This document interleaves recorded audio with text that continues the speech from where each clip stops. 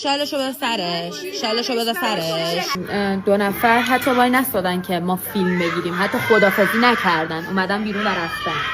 از وقتی که این عروسک رو آوردم توی پاساژ، این طبقه کلا خالی شد. چالش اتاق فرارا و سینما ترس‌های مثبت 18 سال پارت 3. شما گفتین که بیایم این سینما رو ببینیم و واقعا 1 هفته طول کشید که فقط بلیتشو بگیریم. باید رأس ساعتی که بهتون گفتن اونجا باشه. در سینما که باز میشه در واقع اولش وارد یه کافه میشی. صاحبان این کافه یه سری موجودات عجیب غریبن و معمولا اصلا باهاتون صحبت نمی‌کنن. و به گفته خودشون رئیس اصلی این عروسک. تمام وسایلی که مهر و موم کردن کاملا واقعی ان. لطفاً به هیچ عنوان دست ندید. فیلمتون رو که انتخاب می‌کنین راهنماییتون می‌کنم به داخل سینما. آمادگیشو داشته باشید. توی این سینما بارون میاد. زیر بارون احتمالاً چیزایی می‌بینید که نباید. اگه زیر بارون نبینینشون، سر کلهشون تو شعله‌های آتش پیدا میشه. ما یه گروه 6 نفره بودیم و تو نیم ساعت اول همه انصراف دادن. اینجا تندیس بهترین سینما ترس رو گرفته. فضا خیلی سنگینه، به زیر 18 سال به هیچ عنوان توصیه نمیشه. اسم سینما ترس روده و آدرس و اطلاعاتش هم توی کپشن هست.